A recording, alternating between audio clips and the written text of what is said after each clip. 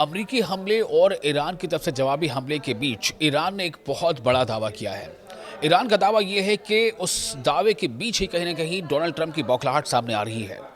اگر آپ غور سے سنیں اس دعوے کو، دراصل ایران نے دعویٰ کیا کیا؟ ایران نے دعویٰ کیا ہے کہ امریکہ کی جانب سے جنگ دوبارہ شروع کرنے اور نئی بحری ناکہ بندی یعنی بلاکڈ کرنے سے پہلے دنیا بھر کے 200 سے زائد غیر ملکی جہازوں نے اسٹریٹ آف ہرمز سے گزرنے کے لیے ایرانی اجازت نامے حاصل کرنے کی درخواست دی تھی، یعنی ایرانی پرمٹ حاصل کرنے کی درخواست دی تھی۔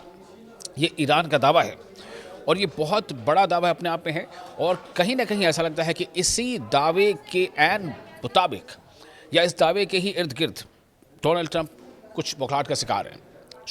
اور یہ اعداد و شمار، یہ جو آنکڑے سامنے آئے ہیں، یہ اعداد و شمار خلیج فارس اسٹیٹ اتھارٹی PGSA نے جاری کیے ہیں۔ اتھارٹی کے مطابق اسلام آباد مفاہمتی یادداشت یعنی MOU یعنی میمورنڈم آف انڈرسٹینڈنگ پر دستخط کے بعد اور امریکہ کی حالیہ کارروائیوں سے پہلے 3 ہفتوں کے دوران 200 سے زائد غیر ایرانی جہازوں نے اسٹریٹ آف ہرمز سے گزرنے اور انشورنس کوریج کے لیے درخواستیں جمع کرائی۔ ان میں سے تقریباً 79% 79% درخواستیں منظور کی گئیں، جبکہ 14% پر کارروائی جاری تھی۔ ایک درخواست کی منظوری میں اوسطاً 50 گھنٹے لگے۔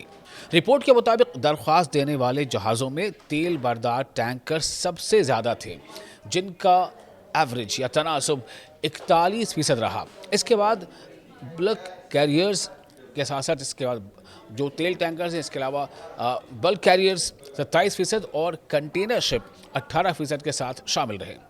یہ جو آنکڑے ہیں، یہ جو ڈیٹا ہے، اس کے شمار سے ظاہر ہوتا ہے کہ اسٹریٹ آف ہرمز عالمی تجارت یعنی ورلڈ ٹریڈ اور توانائی کی ترسیل کے لیے بدستور انتہائی اہم راستہ ہے۔ PGSA کے مطابق تقریباً 53% جہاز خلیج فارس سے باہر جا رہے تھے، جبکہ 47% جہاز اندر داخل ہونے کے لیے اجازت چاہتے تھے۔ روانہ ہونے والے جہازوں کی بڑی منزلوں میں چین اور بھارت شامل تھے۔ یہ کافی اہم ہے اس کو سمجھنا کہ روانہ ہونے والے جہازوں کی جو بڑی منزلوں میں چین اور بھارت شامل تھے، جن کا حصہ تقریباً 1/5 تھا۔ یہ اعداد و شمار صرف ان جہازوں پر مشتمل ہیں جنہوں نے ایران سے باضابطہ اجازت لی، جبکہ عمان کے جنوبی راستے سے امریکی نگرانی میں گزرنے والے جہاز اس رپورٹ میں شامل نہیں ہیں۔ دوسری طرف امریکہ نے منگل کی شام ایرانی بندرگاہوں اور جہازوں کے خلاف اپنی جو بلاکڈ ہے یا ناکے بندی ہے وہ دوبارہ نافذ کر دی ہے، اور جو امریکہ کے حکام ہیں ان کے مطابق، امریکی حکام کے مطابق، یہ پابندیاں ان تمام جہازوں پر لاگو ہوں گی جو ایرانی بندرگاہوں اور ساحلی علاقوں سے آتے جاتے ہیں۔ امریکہ کے پریزیڈنٹ ڈونلڈ ٹرمپ نے اسٹریٹ آف ہرمز سے گزرنے والے کارگو پر 20% فیس عائد کرنے کی اپنی حالیہ تجویز بھی واپس لے لی ہے۔ ڈونلڈ ٹرمپ کا کہنا ہے کہ خلیجی ملکوں کے رہنماؤں کے ساتھ مثبت بات چیت کے بعد اس منصوبے کی جگہ، اس پلاننگ کی جگہ تجارتی اور سرمایہ کاری کے نئے معاہدے لائے جائیں گے۔ یہ پیش رفت ایران اور امریکہ کے درمیان ہونے والی اسلام آباد مفاہمتی یادداشت یعنی MOU کے خاتمے کے بعد سامنے آئی ہے۔ دونوں ممالک اس معاہدے کو عملاً ختم قرار دے چکے ہیں۔ ایرانی پارلیمان کے 180 سے زائد ممبرز نے ایک اعلامیے میں، ایک ریزولوشن میں یہ کہا ہے کہ مسلسل امریکی حملوں اور مبینہ معاہدہ خلاف ورزیوں کے بعد یہ مفاہمت اب بے معنی ہو چکی ہے۔ ادھر خطے میں بڑھتی کشیدگی کے اثرات بحری تجارت پر بھی واضح نظر آ رہے ہیں۔ بلاکڈ سے پہلے اسٹریٹ آف ہرمز سے گزرنے والے تیل بردار جہازوں کی تعداد 2 ماہ کی کم ترین سطح پر پہنچ گئی تھی۔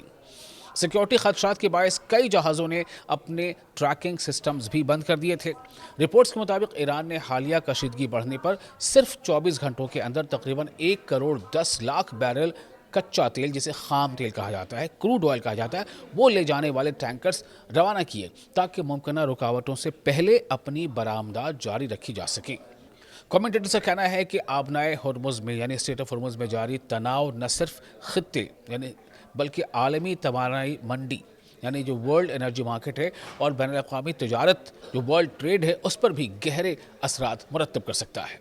یہ ویڈیو آپ کو کیسا لگا، اور کیا واقعی جو ایران کا دعویٰ ہے آپ کو لگتا ہے کہ اسی دعوے کے ارد گرد کہیں نہ کہیں ڈونلڈ ٹرمپ کی بوکھلاہٹ ہے کہ 200 کے آس پاس یا 200 سے زائد جہازوں نے ایران سے परमिशन यानी परमिट लेने के लिए एप्लीकेशन दिया था।